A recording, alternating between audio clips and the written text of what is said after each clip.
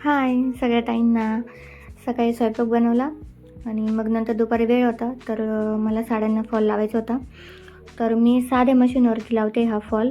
प्रत्येक ताईकडे साधी मशीन असते, पण प्रत्येकीकडेच पिको फॉलची मशीन नसते. तर मी साध्या मशीनवर लावते. तर तुम्ही पण बघा मी कसं लावते ते. आणि हे बघा मी एक साडी आणि फॉल असा पकडून घेतला. फॉल आधी धुवून प्रेस करून घेतला होता. आणि टीप जास्त जाड म्हणजे मोठी नाही घ्यायची, थोडीशी मिडियमच ठेवायची. आणि अशी अशी टीप मारून घ्यायची. आणि हे बघा वरच्या साईडने म्हणजे खालच्या साईडने मी बघत होते कशी येते टीप, पण अजिबात दिसत नाही. आणि नंतर मग एक पाट घ्यायचा आणि पाटावरती अशी अशी साडी ठेवून घ्यायची. आणि छोटी सुई घेऊन अशी हात शिलाई करून घ्यायची. मी तुम्हाला हळू दाखवते इथं. आणि असं प्रत्येक वेळेला असं थोडंसं गोळा होतं, तर ते चांगलं हाताने प्रेस करून घ्यायचं. आणि मग अशी बारीक एकदम बारीक बारीक हात शिलाई करून घ्यायची.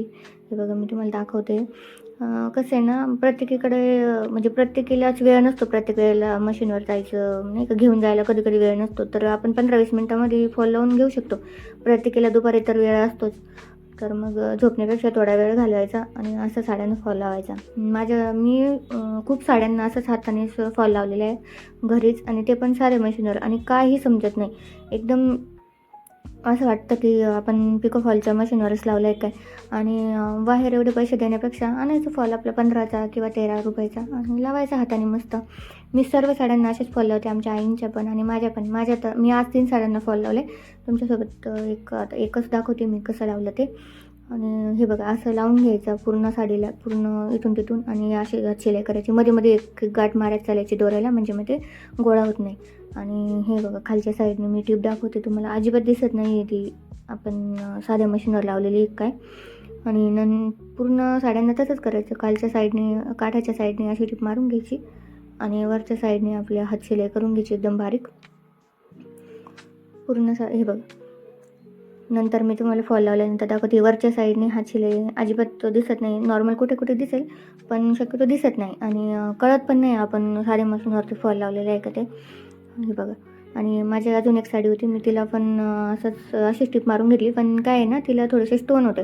मग थोडी टीप मारताना काळजी घ्यायची, म्हणजे थोडेसे हळूहळू टीप मारायची, म्हणजे मग ते मशीन आपली सुई वगैरे खराब होत नाही किंवा मग खुडल्या जात नाही.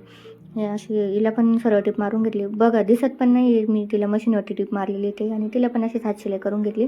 आणि इथे इव्हिनिंगच्या टायमाला मूड झाला होता गोबी मंचुरियन खायचा. तर ते इन्स्टंट मसाला भेटतो ना, त्यामध्ये डिप करून आणि असे तळून घेतले. एवढं हेल्दी नाही, अनहेल्दीच आहे, पण मग कधी कधी चालतं आपल्या जिभेचे चोचले. तर मी ते बनवलं होतं, मग ते छान खाल्लं. आणि इव्हिनिंगला इथे मी घेतलं होतं ब्लॅक टी घेतला. आणि मग नंतर म्हटलं चला संध्याकाळी स्वयंपाकाची तयारी, काय बनवावं काही सुचत नव्हतं. तर म्हटलं वरण भाताचा कुकर लावा, म्हणजे बाळ पण वरण भात खातं आणि आपलं पण होऊन जाईल. मग वरण भात लावला. इथे मी डाळ आणि मुगाची आणि तुरीची डाळ दोन्ही अर्धी अर्धी घेऊन छान धुवून घेतली. आणि त्यामध्ये मी हिंग आणि हळद टाकली होती, म्हणजे डाळ छान मऊ शिजते. आणि भात पण लावला होता, तर भाताला पण मी मीठ आणि तूप टाकून घेतलं. तूप टाकल्यानंतर भात छान मऊ शिजतो, त्यामुळे मग तूप टाकलं.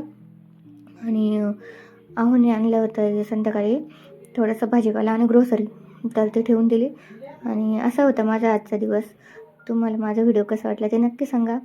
व्हिडिओला लाईक करा, शेअर करा आणि सबस्क्राईब करा. बाय. पुन्हा भेटू अशाच नवीन एका व्हिडिओसोबत. Bye bye.